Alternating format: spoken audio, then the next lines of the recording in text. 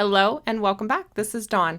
So we've got a fun one today featuring some of my favorite products, the Honeybee Stamps Lovely Layers. You guys know I am a huge fan of these, and they just dropped their Holiday Wishes release, and it is packed with some brand new amazing lovely layers. And I've pulled out just a few here of my favorite to show you real quick before we jump into the card. You guys know I love birds, these lovely layer doves. Oof. We're using these today, obviously. You saw the cards. Love them. These deer, you guys. These will be next on my list. Lovely layer snowflakes. These are gorgeous, very intricate, very detailed. I cannot wait to layer these up. They have a new amaryllis. This one is another one. I'm telling you guys, so many. Candy cane. Look at this. You know there are a lot of videos coming. I'm just saying. Please don't get sick of them because I'm going to be on a roll, let me tell you. And then we're also using this one today. This is the Lovely Layers frames. Now you can create the seasonal frames, my bad.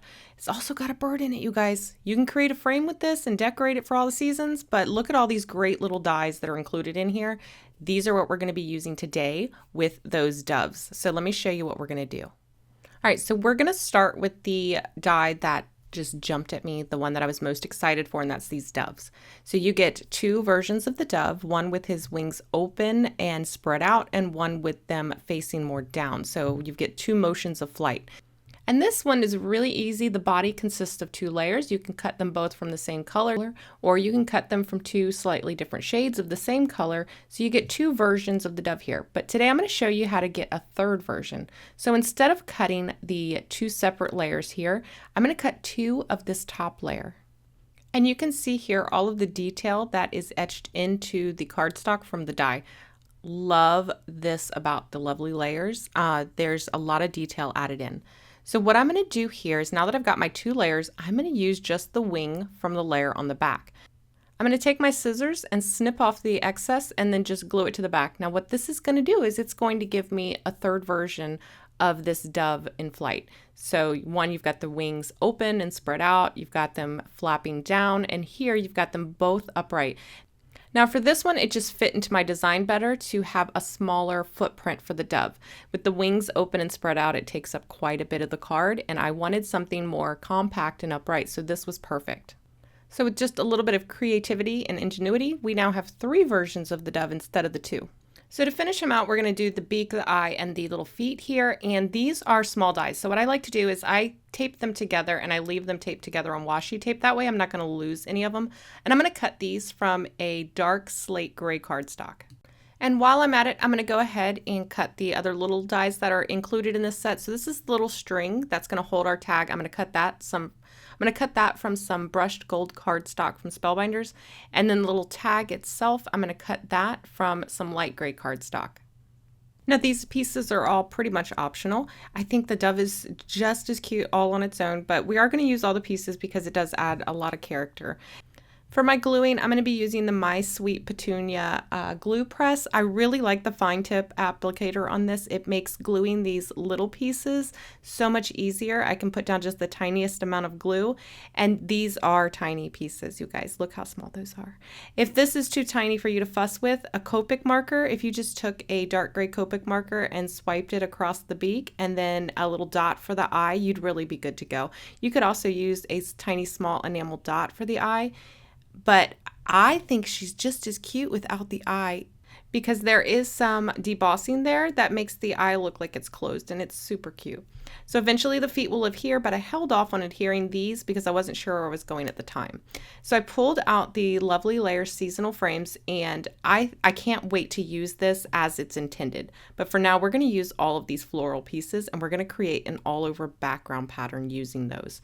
So I've pulled out this color palette here. I know this is an unconventional Christmas color palette, and if you prefer a more traditional one, you could absolutely do that. Just apply the same thing that we're going to do with different colors, and I'll show you another color version here later. But if you're looking for exactly what colors I used here in this card, all of those will be linked in the description box below, so you'll be able to find them there. So I'm going to pull off all of the elements that I want to use, and we're going to start die cutting. This is die cut heavy, and I'm not going to put you through the pain of watching all the die cutting. Basically what I did was I chose one color for each element, and I cut all of the same elements from the same color. And once I had everything cut out, well, the bulk of it, half of it, I'm not gonna lie. I'm gonna need a couple more of each thing, but I have enough to start developing and creating my pattern. So first thing I'm gonna do is build anything that needs to be built.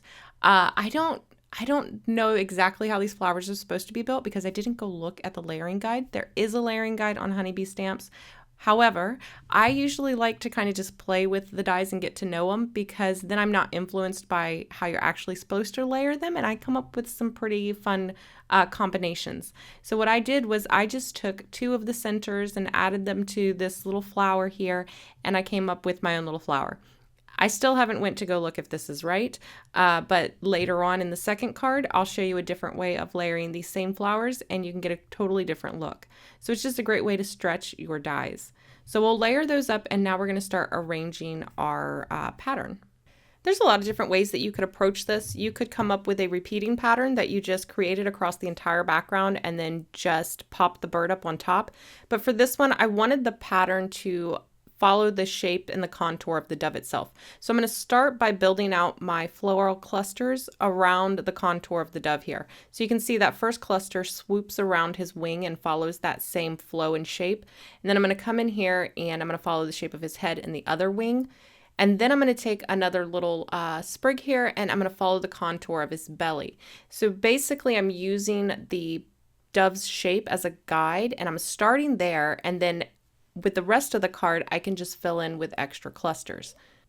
You'll notice that I started with my largest elements first, and I've mentioned this in other pattern building videos. I always start with my largest element and then work down to my smallest. So this looks good for the bulk of the pattern. I'm going to go ahead and finish it out. And now it's time to adhere all of this. I'm going to fill in those smaller gaps with even smaller things. But for now, I want to get all of this adhered down. So I'm going to tape my base in place, and then we're going to use, you guessed it, some press and seal.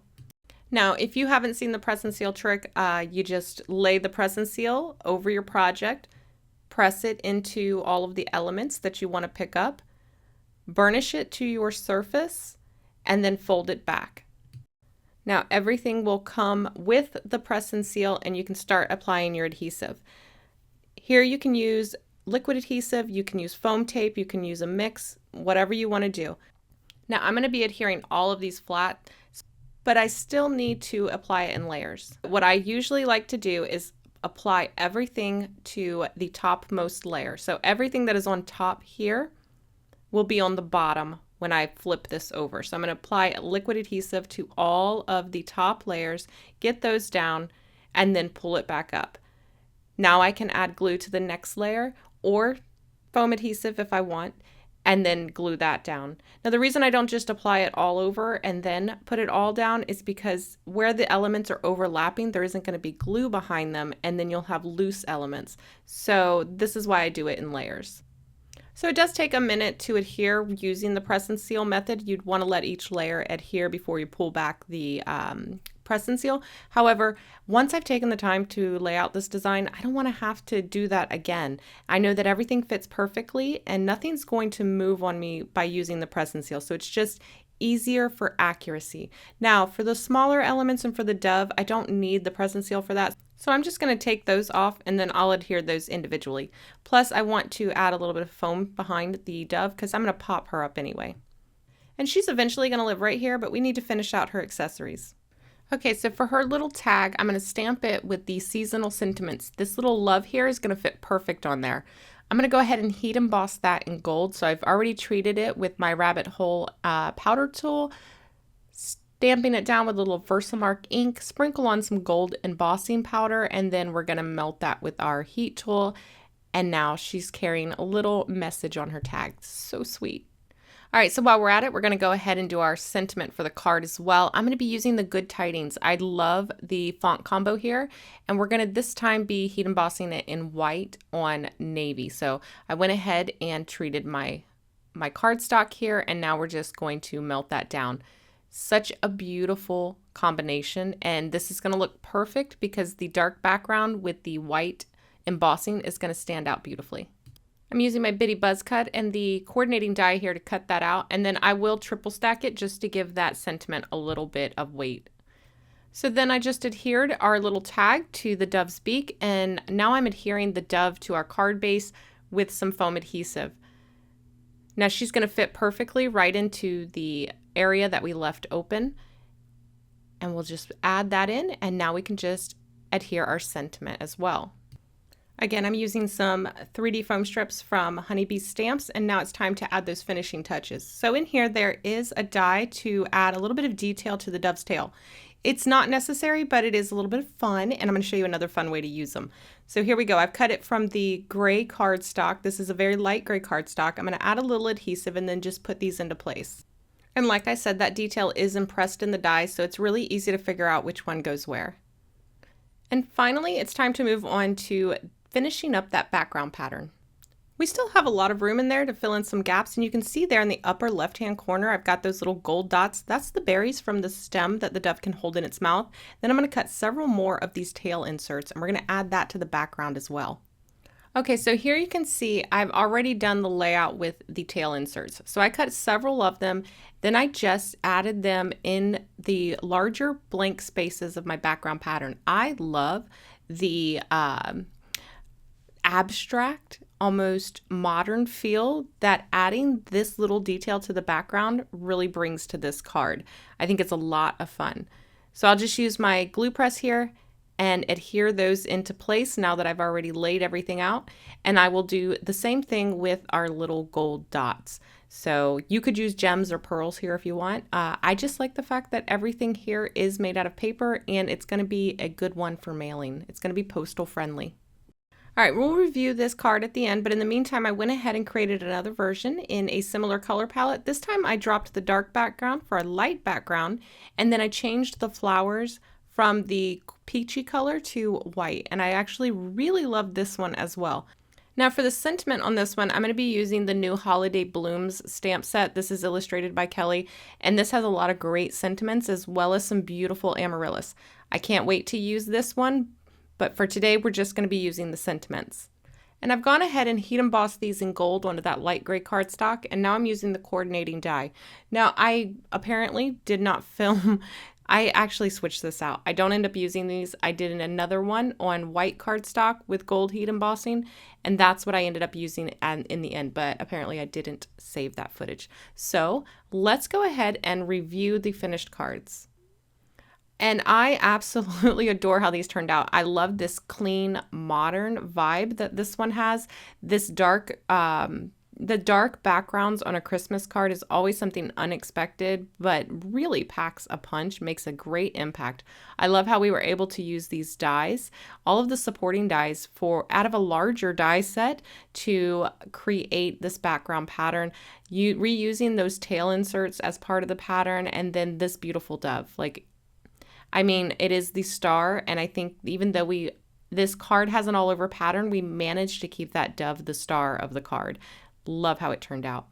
Now, if the dark is not your thing, you could always go with a lighter background. This one I think turned out equally as beautiful and could be used for a wedding card, you guys. This could be wedding, it could be sympathy, it could be Christmas. I just love this. I love this. I want to create it in like every color palette. I did add some blush colored details there and his tail just for a little fun to play on those berries in the background. And I cannot say enough great things about these dies. I really hope that you enjoyed this video. Maybe it gave you some ideas of how to use your dies a little differently, maybe stretch them. Maybe it gave you some ideas on color palettes. I'd really love to know your thoughts below. Don't forget, you can find all of the featured supplies in the description box below, as well as a link to the new Honeybee release. I highly recommend that you check it out. As always, I want to thank you guys for watching, and I will see you next time. Bye.